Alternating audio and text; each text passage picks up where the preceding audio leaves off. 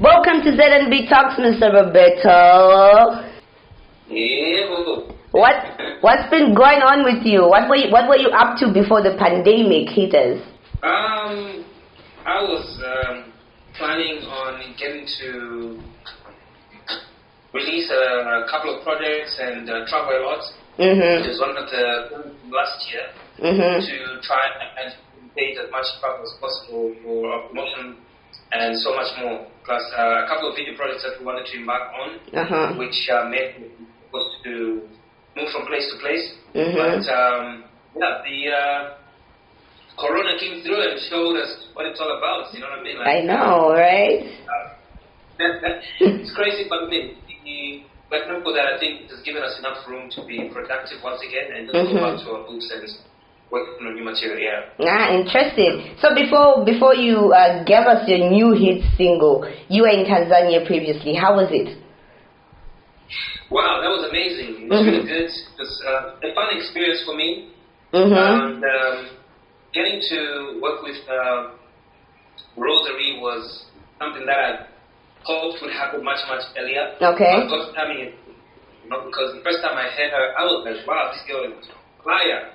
You know what I mean? So it was good for me to travel to Tanzania and work with her and shoot a music video there and get to meet up with other, industry people, which is a great thing, for music, because you always need to connect with people and other people and see how you get to grow. So yeah, it was a great time. Interesting. So your new single, Come Closer, right? It took me a while to just realize it's actually on the Superstar album. Yes, it is on the Superstar album. But why did you decide to give us the video during this quarantine, the COVID-19? Did that deter you in any certain way? Well, the truth is, that video, we started shooting it on the 16th of December, which is the day before my birthday. And we shot the majority of it. And then we shot more scenes on the 29th of December before I traveled to, I think it was on the 27th. Yeah, I think we shot on the 27th of December because it was before I traveled to Tanzania. Then when I came back, we shot some extra scenes in March. And then it's the beginning of March, somewhere there, I think beginning of April. Late March or beginning of April, and then we shot some extra scenes again, 2 weeks ago. 2 weeks ago. So 2 weeks ago. So it was more like a build-up because I felt like I wanted the video to look a certain type of way, and we decided to release it now. The plan was to release it later because I have a project with an artist from another country and wanted to bring that artist into the country, but because of the coronavirus and everything else, we thought, okay, let's release Come Closer now and move the other videos to a later date. So that's what we decided to do. Interesting. So I have 3 unbooked videos. So we decided to go with one and the other 2 are okay. We're looking forward to the other 2. We're looking forward. So here's the thing, Superstar. You've written a lot of songs for a lot of people, right? And correct. This time, we don't even know the songs that you've written. But this time, you came out and said this song was actually Daev's song. People don't do that nowadays in the industry. So is it because we already knew the song, that's why you came out and said it was Daev's song? No, actually. For example, Beautiful, that song was started off by Kidman. When we were releasing Beautiful, I think he must have known we kept talking about Kidman and the record label that we worked with for that particular project. I write all my songs, but at times you have people that you need to interrupt and say, hey, I think you probably would write a song on this particular beat better. Yeah. Not the first time that somebody come out and say someone has written my song. Salaula, for example, was co-written by the guys from Edna. I did mention that. Which other song? Epo Now, I wrote by myself. Good Woman, I wrote by myself. Amarula, I wrote by myself. I'm just giving you songs that I've written by myself. And can I ask you this one? Operator, who wrote that song, your own song, Operator? I wrote it. Oh, good. We're safe then. We're good. I wrote the funny thing is, we live in a time where people always want to have a say over anything. And I'll tell you what, the time that I released a song called Into You, And if you go back in like in memory lane, go back as far back as you want. My first album, I wrote and produced majority of the songs on it.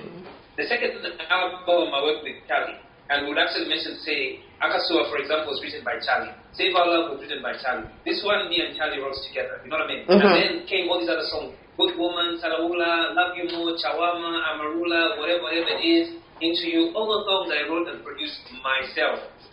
Now, people will be like, no, but why are you so greedy? Why don't you let other people produce your music? I said, okay, cool. Let me work with other people. And then I worked with Jeremy Boy on Kwasa. Like, you probably did write that. I'm like, but I wrote this and that. You know what I mean? And then came Beautiful. And we're like, listen, Kidman wrote this song. Like, oh, so you've run out of ideas. I'm like, no, it's not because they run out of ideas. I just want to let other people, you know what I mean, write my music. Then I released 3 or 4 songs that I've written by myself. Like, you see, he's gone back to being greedy. Now we release a song that was written by Daev. Like, oh, he's stolen the song. I'm like, you know what? I don't think you guys really know what you're going to do. You know what I mean? Because regardless of what I do, you still have something to say. And look, I'm not going to be here to try and meditate over your internet or something. I'd rather just be me and be me, and that's pretty much it. Interesting, and that's why you are actually where you are right now for being yourself. So, last time we had a conversation, and then you said the video was shot. I asked you to say, who shot the video? You said me. And I was like, no, it's not you. Then you said, no, I actually have Brotherhood Visions. You actually building an empire. Tell us more about the empire, Brotherhood Visions. Okay, so the thing is, I've always had passion for film. And to know about certain techniques and tactics about film. So I do a lot of research and that sort of thing. And then it's just that I never really used to mention it, but all of my videos, all of them, to date, if you went back and ask anybody that I've worked with, they'll tell you all the concepts, ideas, and everything else were coming from me, because every time I'm writing a song, I already have a visual concept for it.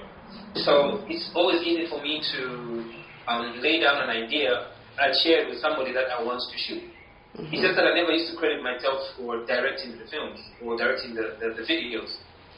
So I decided to put together my own video production line. So we started getting a couple of gear and that sort of thing. And I said, from now onwards, I want it to be Brotherhood Films, and I'm going to be directing, and I'm going to just be placing my credits there. And the first video that we did that for was the song Beautiful.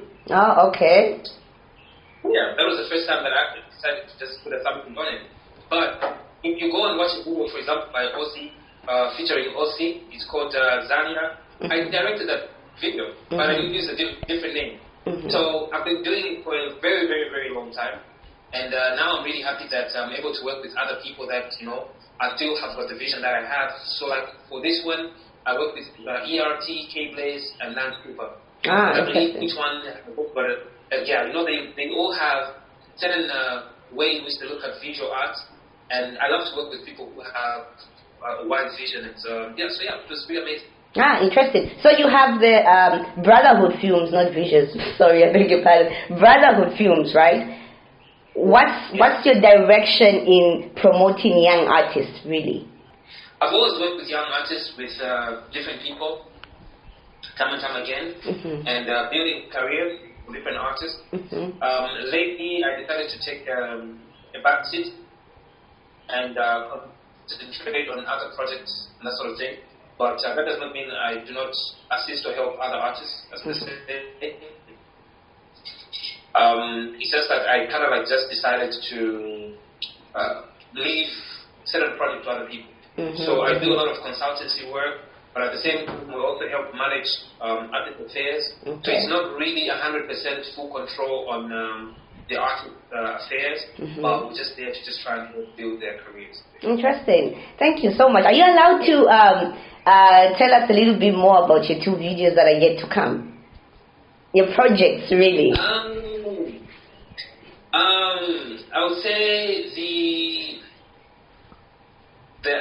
video that we wanted to release now was shot in Tanzania. Okay. And features an artist from there. I'll not mention who. Okay. But yeah. And then the other one also featured an artist from somewhere on the African continent. It's not West Africa, it's not Southern Africa. It's somewhere. Mm-hmm. That's all I can say for now. But yeah, it was really an amazing experience for me to work with different artists from different areas and different regions. And yeah, I'm really looking forward to the release of the songs. Yeah, like how is the COVID-19 affecting you currently? You look stunning in those shades. You look chilled, man. But how is the COVID-19 affecting you? I bet you can't even tell I got the flu. Hey, you can't even tell I got the flu. Well, COVID-19 is real. It's something that we cannot run away from. Mm-hmm. We all have been affected one way or the other. Not just people in the industry, the art industry or the music industry. Right now, we do not have shows at all. Mm-hmm. So everybody is soliciting for something that we can do to stay afloat and stay alive, because we have artists that depend on music to feed families. And right now, you can only imagine just how severe the situation could be in other people's homes. Mm-hmm. So I think this is the best time to try and be innovative as possible. And look, I always say this, but although at times people look at it in a negative way, but through any catastrophe, you can actually utilize that in a positive way. Mm-hmm. And what I'm trying to say is, right now, there are a lot of campaigns that are ongoing for COVID-19. I feel like it's also a right time for artists to jump on and see who they can work with. If they're able to make, the money off it, well and good. If you're doing it for charity, it's still okay because at least now allows you to work with organizations that might see your potential and just the vision that you have in the near future as well. So we've been heavily affected. Yes. Personally, I have. And I'm looking forward to the end of this entire situation and pandemic, so that we can get back to normal life. It's a wake-up call for all of us indeed, and I hope that a lot of people are doing their best to ensure that they stay safe. So how are you planning on pushing your song? Come Closer. We can't sleep on it like that. How are you planning to push it during this pandemic? Well, social media is a very powerful tool and platform, and we want to utilize that to the maximum and fullest ability. Mm-hmm. Already I think today we've done like 4 different interviews, and all have been online, So there's power in social media. There's power in what you can actually get to do on social media. So that is the best platform that we can use. Mm-hmm. We cannot physically meet up with so many people like we used to back in the day, where you actually go to places, hang out places where people hang out, and you kind of like have one-on-one engagements with them, tell them a little more about the song. Now that is not available. So we depend on social media. So right now, our best ally is social media. Interesting. And we're here for that. So before we wrap it up real quick, I've always been meaning to ask, what is it like growing up in the same house as a brother who's also doing the same thing in the same industry? What's it like? He was a bully. He was a bully. He was the biggest bully. He never wanted anybody to see his lyrics. Whenever he's writing something, he would be like acting like one of those kids who's writing an exam, and they believe they've got the right answers, and they don't want their girlfriends to see, so they'll be like hiding the kaput, that sort of thing. Yeah, but it was really amazing because it's always been a great experience. Ozzy was in the studio just the other day, 2 days ago. We're working on a couple of projects of his. He's always had a different mindset on how to approach certain projects. Sometimes I really cannot grasp on his way of looking at music, just the way he is so intellectually patterned to be a diverse human being. He's a special being, and someone that I could look up to, in all spheres possible. So I wouldn't say it was a throwback or anything like that. It's really just been an inspiration because he knows so much. He's got so many melodies. I'll be like, why didn't I think of that? Why did that not cross my mind? You know what I mean? So it's always great to have him around, and we fun getting to grow up in the same home with him. Not until we parted ways and decided to be tenant somewhere and pay rent.